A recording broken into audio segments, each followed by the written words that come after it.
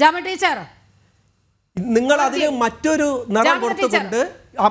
നിറം കൊടുത്തുകൊണ്ട് ഇതിനെ ഒരു വർഗീയ ചേരുവായിട്ട് ഇസ്ലാം ഖുർആൻ പഠിക്കാൻ അവസരമില്ലേ? ഹദീസ് പഠിക്കാനുള്ള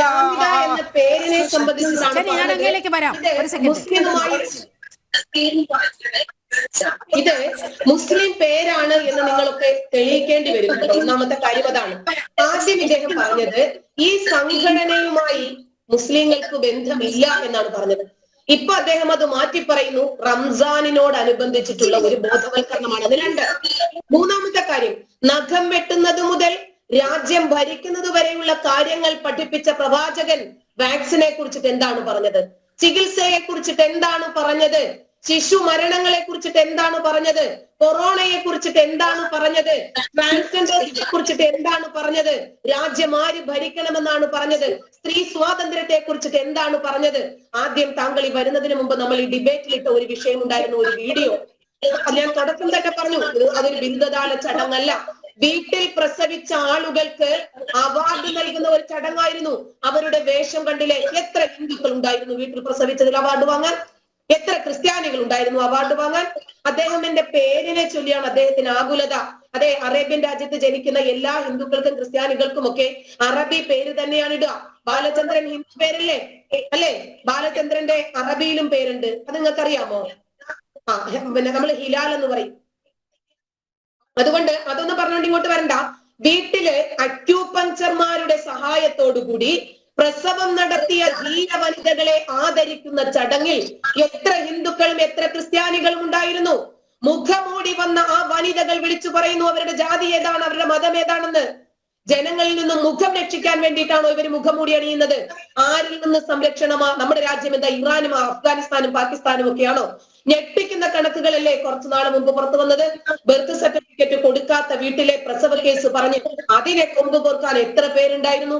നമ്മളിത് തുറന്നു പറയുമ്പോൾ നമുക്ക് വധഭീഷണി. ഇതൊക്കെ കണ്ണു തുറന്ന് കാണണം. വാട്സപ്പ് കൂട്ടായ്മയിലൂടെ ഇതുപോലെയുള്ള ഒരുപാട് രാജ്യവിരുദ്ധ പ്രവർത്തനങ്ങൾ ചെയ്യുന്നുണ്ട്.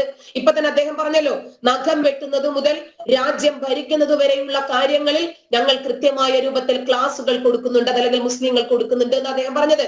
നമ്മുടെ ആരോഗ്യ മേഖലയെ തകർക്കുന്ന, നമ്മുടെ രാജ്യത്തിന്റെ നവോത്ഥാനത്തെ പിന്നോട്ടടിക്കുന്ന ഈ വിവരദോഷികളായിട്ടുള്ള ഇത്തരം ആളുകളുടെ വീട്ടിലെ പ്രസവം പോലെയുള്ള, സ്ത്രീകൾ പുറത്തിറങ്ങണ്ട, ഇടകലരണ്ട എന്നതുപോലെയൊക്കെയുള്ള ഇവരുടെ ഇത്തരം ഗോത്രീയതയുണ്ടല്ലോ, അതൊക്കെ വലിച്ചെറിയേണ്ടുന്ന കാലഘട്ടം കഴിഞ്ഞു പോയിട്ടുണ്ട്. ഇനി ഇത് കേൾക്കേണ്ടി വരും. എന്നിട്ട് അദ്ദേഹം പറയുന്നു, എല്ലാവരെയും നല്ലതുപോലെ ഭരിച്ചു കൊണ്ടുപോകുന്ന ഒരു സർക്കാർ. ഹമാസ് എന്ന് പറയുന്ന തീവ്രവാദ സംഘടനയുടെ നേതാവായ ഇസ്മായിൽ ഹനിയ ഇറാനിനകത്ത് പോയി മൊസാദ് വധിച്ചപ്പോൾ ഇവിടെ എന്താ നടക്കുന്നതെന്ന് അറിയുമോ?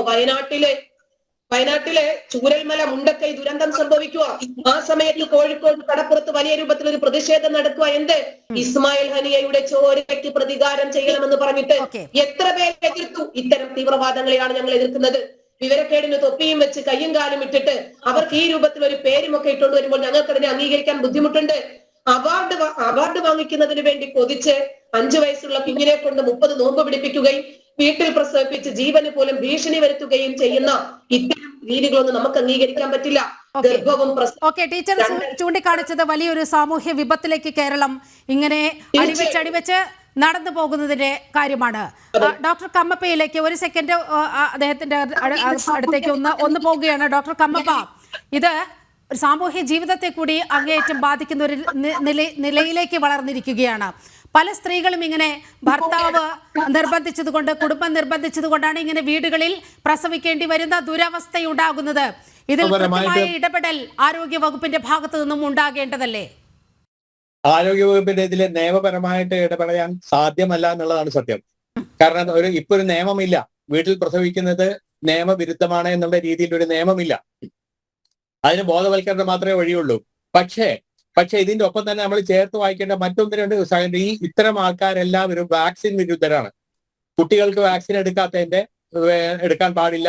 ആ കോഴിക്കോടനെ വീട്ടിൽ പ്രസവിച്ചതിന് ശേഷം എന്തുകൊണ്ട് നിങ്ങൾ ആശുപത്രിയിൽ പോയില്ല എന്ന് ചോദിച്ചപ്പോൾ പറഞ്ഞ മറുപടി, കുട്ടിക്ക് വാക്സിൻ എടുക്കും, അത് ഞങ്ങൾക്ക് വിശ്വാസമില്ലാത്തതുകൊണ്ട് പോയില്ല എന്നാ. എന്തായാലും ഈ വാക്സിൻ വിരുദ്ധത അത് ഇപ്പൊ വീട്ടിൽ പ്രസവിച്ചു ഒരുത്തനോ അവന്റെ ഭാര്യ മരിച്ചു പോയി, അത് അവനനുഭവിച്ചു, അവന്റെ കുടുംബം അനുഭവിച്ചു.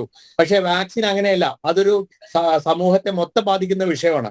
ഇപ്പോ ഡിപ്തീരിയ എന്ന് പറഞ്ഞ രോഗം, തൊണ്ടമുള്ള ഇത് നമ്മുടെ കേരളത്തിൽ നിന്ന് മുഴുവനായി നിർമ്മാർജ്ജനം ചെയ്തൊരു അസുഖമാണ്. ഇപ്പൊ അത് തിരിച്ചു വന്നു. ഇപ്പൊ കഴിഞ്ഞ വർഷം എനിക്ക് തോന്നുന്നു ഒരു 4 or 5 കുട്ടികൾ അത് വന്നിട്ട് മരിക്കേണ്ടായി. ഈ കുട്ടികൾ ആരും ഇഞ്ചക്ഷൻ എടുത്തവരല്ല, വാക്സിനേഷൻ ചെയ്തവരല്ല.